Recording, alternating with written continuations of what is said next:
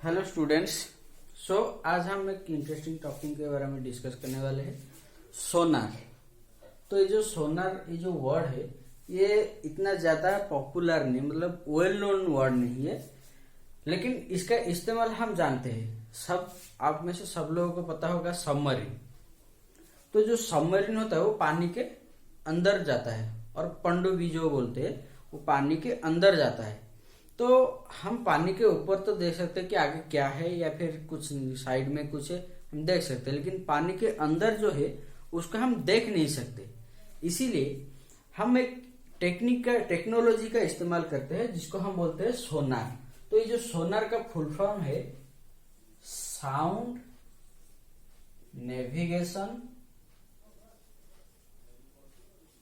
And ranging.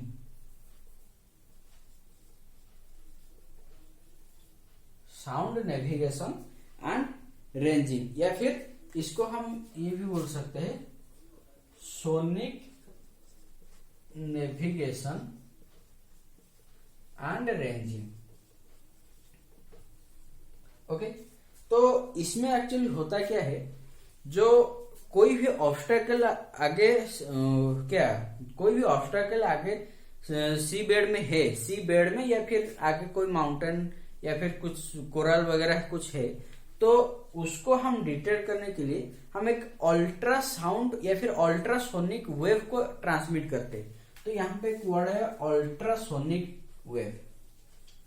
तो ultrasonic wave में short में बता देता हूं, हमारा ह्यूमन हियरिंग का रेंज, मतलब हम इंसान 20 हर्ट्ज से लेकर 20,000 हर्ट्ज तक सुन सकते हैं। तो इससे 20 हर्ट्ज से जो कम होता है उसको हम बोलते हैं इंफ्रासोनिक, और 20,000 हर्ट्ज से जो ज्यादा होता है उसको हम बोलते हैं अल्ट्रासोनिक। ओके, तो यही अल्ट्रासोनिक साउंड को हम ट्रांसमिट करते हैं।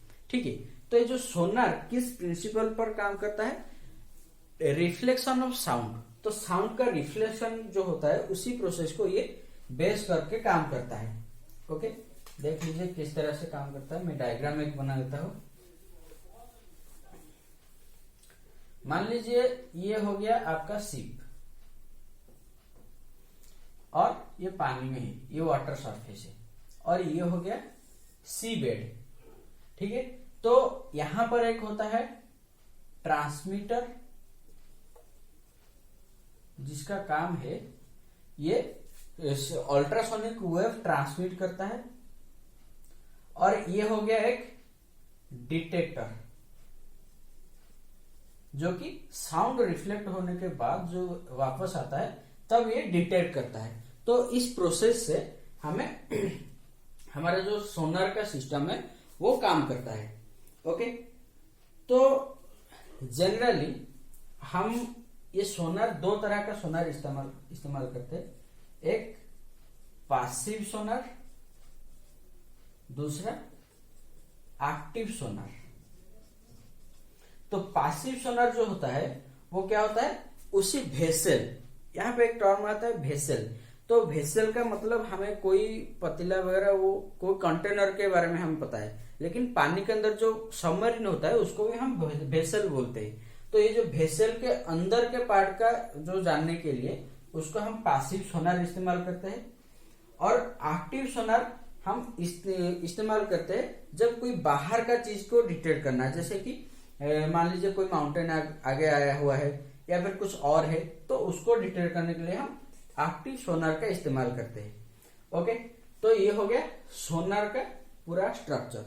यहाँ पे एक बोलना चाहूंगा, हमारे गाजियाटा करके एक मूवी है, तो उसमें भी कुछ इसी तरह का चीजों का इस्तेमाल हुआ है।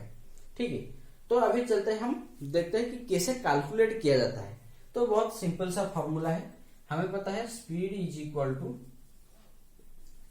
डिस्टेंस अपॉन टाइम, और डिस्टेंस बाई टाइम। ओके, तो यहां पर देखिए जो साउंड है वो यहां तक, मान लीजिए यहां से यहां तक डिस्टेंस हो गया डी।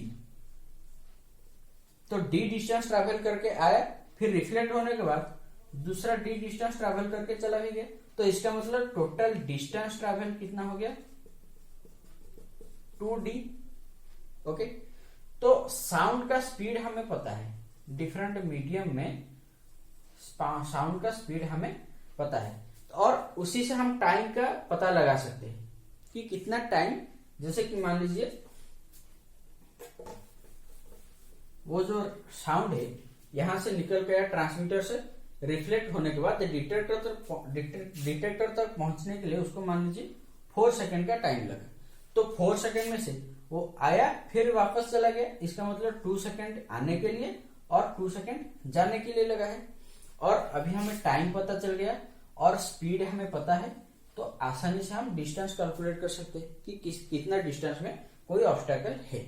तो ये सबमरीन में इस्तेमाल किया जाता है। कोई दुश्मन का जहाज हो गया, वो कहाँ पे है वो जानने के लिए हम इस्तेमाल करते हैं, और या तो फिर कोई माउंटेन या फिर कोई अदर ऑब्स्टेकल है तो उसको डिटेक्ट करने के लिए हम इस सोनार का इस्तेमाल करते हैं।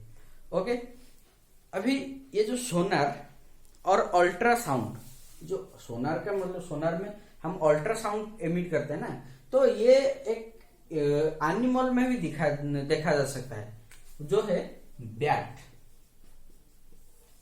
तो बैट क्या करता है, एक अल्ट्रासोनिक वेव को एमिट करता है, जो कि आगे मान लो कोई प्रे या फिर मतलब कोई शिकार या फिर कोई अदर एनिमल होगा तो उसके साथ वो रिफ्लेक्ट होकर फिर से वापस आ जाएगा। तो उससे वो पता कर सकता है कि ये जो आगे जो है वो प्रे है या फिर कोई अदर एनिमल है या फिर क्या कुछ है, तो वो उसे वो डिटेक्ट कर सकता है। तो ये था आज के लिए पूरा सोनार का सिस्टम, जहां पर हम ये समझे है कि सोनार कैसे काम करता है।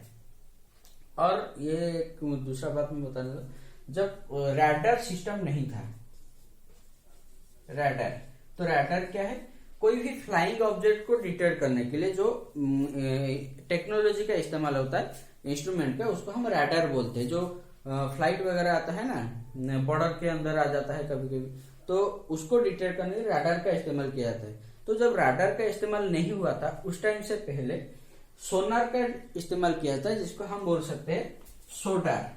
सोनार plus radar equal to sodar. तो ये इसका इस्तेमाल किया जाता था।